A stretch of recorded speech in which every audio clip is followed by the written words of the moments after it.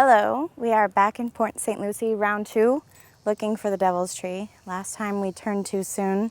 We saw that sign that says beware of alligator, and we immediately turned left. But we found a map today that shows us to go straight, so we're gonna go straight and see if we can find this tree.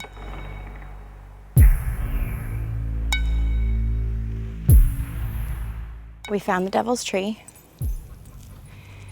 It is magnificently huge and old. They named it the Devil's Tree because they say that the front of the tree from this side looks like a goat's face with horns and all the evil shit that was done here. So if you see that little short branch here, right here above, almost directly above the short branch, that's the branch that I'm assuming that these girls were tied to when they were tortured. This man, who was a police officer, I'm not saying all cops are bad, but he brought these girls here, 2 of them, 16 years old and 17 years old, and he tortured them repeatedly and raped them repeatedly and eventually buried their bodies near the tree. This is the area that I would say that is awful, not necessarily the tree. Back there, there's like a structure that we're gonna go look at, but it's like a concrete structure that's broken down. That's where I feel like it's super icky and evil, not as much as this tree. There's no type of devil worshiping that I can see or feel here at all, but there's been a few spots in this tree where they fill because kids have gotten stuck in those holes. There's stories where people have cut pieces of the tree and taken them home and gotten in car accidents on the way home. Is it a coincidence? I don't know. Or is the tree really evil? Through there is way scarier than this tree. I feel like the torture and the perversions and the sickness and the hurtful, torturous, mean things that happened to these 2 specific girls happened here. So it is a nasty place.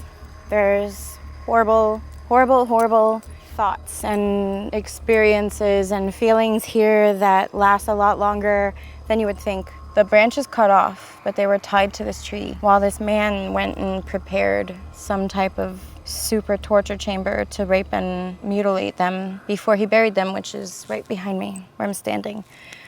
But this tree is not at fault. I am here to prove and disprove to everyone in the world haunted places and what they're really about, and get the real story out there. Allegedly, people have taken a little piece of this tree with them and gotten into terrible accidents after. Nobody's died, but they've been in terrible accidents. Today we're gonna take a little bit of this tree for science, and we're gonna take it with us in a car ride, and let's see.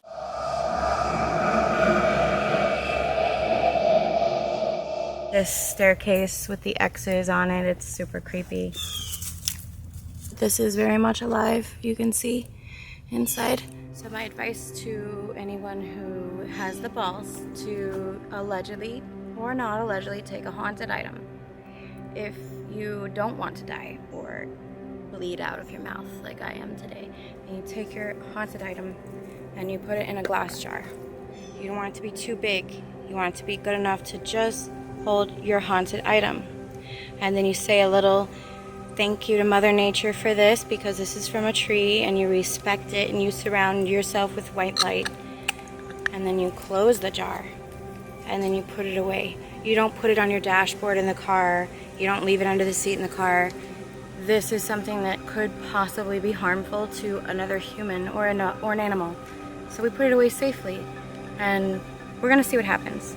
We're giving back a little bit of another type of tree to her for what we took. It's always good to be respectful for such things. So always give back from what you took.